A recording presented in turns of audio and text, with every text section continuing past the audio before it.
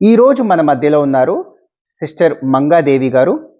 తాను హిందూ కుటుంబంలో పుట్టి విగ్రహారాధన చేస్తూ ఎంతో నిష్ట కలిగిన హిందువుగా తన ఇష్ట దైవమైన వెంకటేశ్వర స్వామిని పూజిస్తూ భగవద్గీతని చదువుతూ అలాగే సహస్రనామాలు చదువుతూ అష్టోత్తరాలు చేస్తూ అలాగే ప్రతి మంగళవారము సోమవారము లక్షవారము శనివారము ఉపవాసాలుంటూ ప్రతి కార్తీక మాసంలో ఉపవాసం కట్టిక చుక్క నీరు కూడా తాగకుండా కట్టిక ఉపవాసం ఉంటూ పూజలు పునస్కారాలు చేస్తూ అలాగే ఎన్నో పుణ్యక్షేత్రాలు తిరుగుతూ తిరుపతి అన్నవరం షిరిడి లాంటి ఎన్నో పుణ్యక్షేత్రాలకు తిరుగుతూ తమ భక్తి శ్రద్ధలతో విగ్రహారాధన చేస్తూ ఎంతో నిష్టగా మడిలో పూజలు చేస్తూ ఉండేవారు.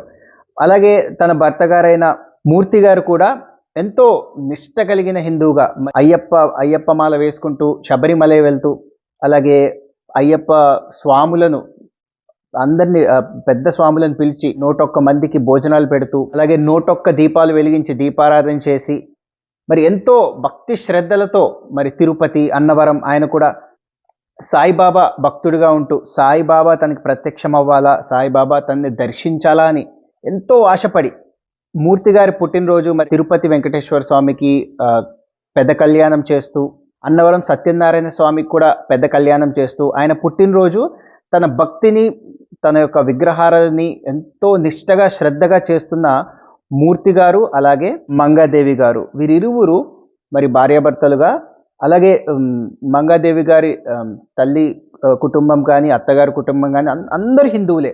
సో అంత హిందువుల మధ్యలో నిష్టగా పూజలు పునస్కారాలు చేస్తూ మంత్రాలని చదువుతూ ఎంతో భక్తితో పూజ చేస్తున్న మంగాదేవి గారి జీవితంలోకి అలాగే మూర్తి గారి జీవితంలోకి యేసుక్రీస్తు ప్రభు ఎలా వచ్చారు, ఎలా వీరిరువురు విగ్రహారాధన అంతటిని విడిచిపెట్టి యేసు ప్రభువే నిజమైన దేవుడని ఎలా తెలుసుకున్నారు, ఎలా వారు మరి ఇంతవరకు యేసుక్రీస్తులో కొనసాగారు. ఈ గొప్ప మహాసాక్ష్యాన్ని సిస్టర్ నోటితోనే మనం స్వయంగా విని మనందరం ఆత్మీయంగా బలపడి ఎంతో మందిని ఆత్మీయంగా బలపరుస్తూ యేసుక్రీస్తు నామాన్ని మహింపరుద్దాం. రండి. Praise Lord sister. Praise lord.